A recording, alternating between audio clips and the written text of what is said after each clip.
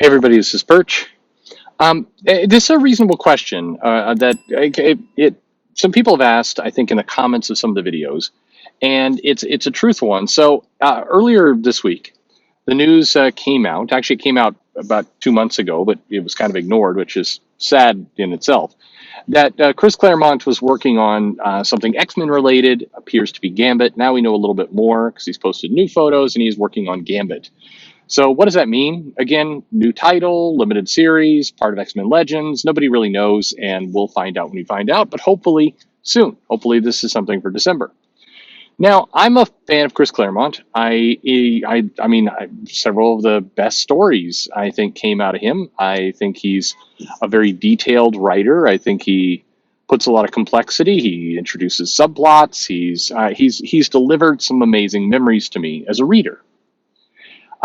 And I've been making the case, and I do agree. I do still believe in this case. Nothing what I'm about to say contradicts that. That there's a lot of writers from the past, everywhere from Rachel Pollack, we've interviewed on this show, to to Wheezy, who I talk about constantly because I'm just such a fan of her, to Chris Claremont, to artists like Bob Layton, who's just an incredible talent. There's tons of people out there, absolutely tons of people out there who are great writers, great artists, can do amazing work in comics.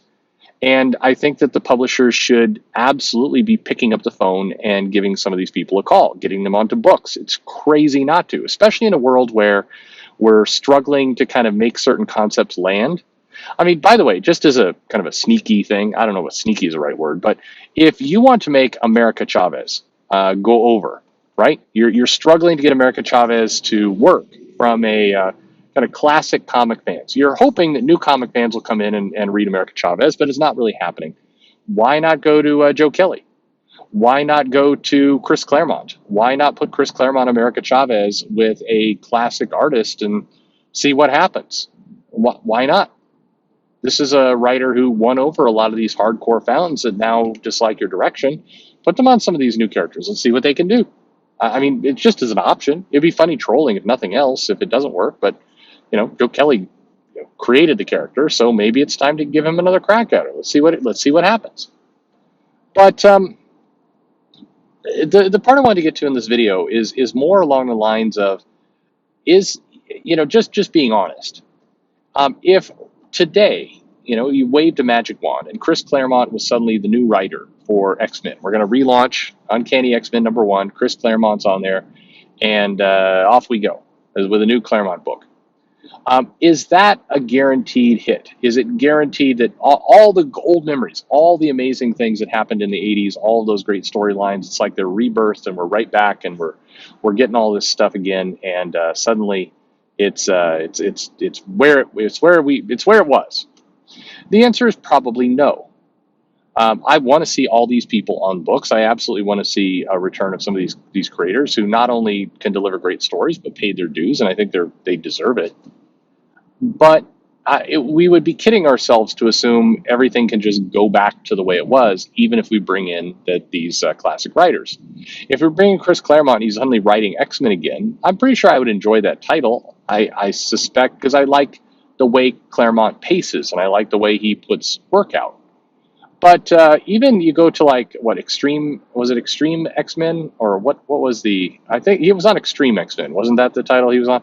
I mean, I've read Claremont over the years, and I mean, even the Claremont that I love, from the Dark Phoenix saga through the 100s into Mutant Massacre into Fall of the Mutants, that Claremont isn't the same Claremont in terms of my enjoyment of his writing as when he came back to the title and he started working on, years later, after he'd had a hiatus from the X-Men, he came back onto it. It wasn't as good as it was before. Now, again, I'd still take it. I'd take it over a lot of people. Don't get me wrong. But as I said, I saw these comments come up in the comments to the videos around, hey, they just need to get this guy back on and give him the keys to everything, and it'll fix everything. And it probably won't. I think that time has gone by. I think that, in many cases, the biggest thing here is there have been changes and stories written about these characters that have completely taken them away from whatever the original writer's vision was. Just like Chris Claremont took things away from whatever Stan Lee's original vision was for the X-Men back at the very, very beginning. When a new writer comes on, they take things in a new direction. If the old writer then comes back, they're having to work with somebody else's material. They're having to kind of make, their own ideas. You talk to any writer, you talk to Chris Claremont, and in his head, he had and has kind of rough outlines for what if the X-Men would have just kind of kept going without any interruption. Back way back when he and Jim Lee were on the title, they did the big relaunch. If it had just continued to be Claremont, he's got an idea. I mean, when you're a writer and you're writing these massive scopes, you're going to have 10-year, 20-year plans, very ambitious, very wide-ranging plans that you want to put into motion. And so if it gets interrupted, you now it's like a splinter in time. You now have to go and work from your new plans. Or you have to convince the company, hey, let's just, Moira it up and just hit the reset button and it will just continue from when I left off and we'll just forget all that stuff, except you can't really, because as much as I love Claremont, there's been plenty of things that have been introduced in the years since he was regularly on the title that Marvel wouldn't want to throw away. New characters, changes, developments, I mean, all kinds of things have emerged. If you went back and you hit the reset button on the X-Men and go back to when Claremont left the title, back in X-Men number 4? Was that it, or 3? You're getting rid of everything Grant Morrison did, everything that Joss Whedon did, everything that all these characters, Matt Fraction, Jason Aaron, Bendis. Right now, there's a bunch of people listening to this video going, yeah, that's right. That's exactly. But it's just, you can't just wave a wand and will all this continuity away. It's not that simple. And again, even if you did use a plot device like Moira's 10th life or whatever it happens to be, and it hits the reset button back to Claremont, and then you just say, Claremont, you take it from here, it still wouldn't work. It's still there's still too much past. You'd still have plenty of readers, and in fairness, you've had new people come in who don't want all that stuff erased any more than the classic readers want, Bobby Drake's love life erased. And nobody want, you got to make something from it. And the more you convolute and mess with these characters in these universes, the harder it becomes to make any kind of coherent sense out of it. That is one of the problems that comics struggles with. And it's one of the reasons why editorial needs to be very strict and very tough on not letting these random changes come into the mix. It's, if Bendis comes in and he introduces 2 to 3, you won't believe it type storylines, and then Bendis leaves in a year, he's left whatever writer who comes after him to kind of make sense of these you won't believe it storylines. It makes the world very, very complicated. And that's what's happened.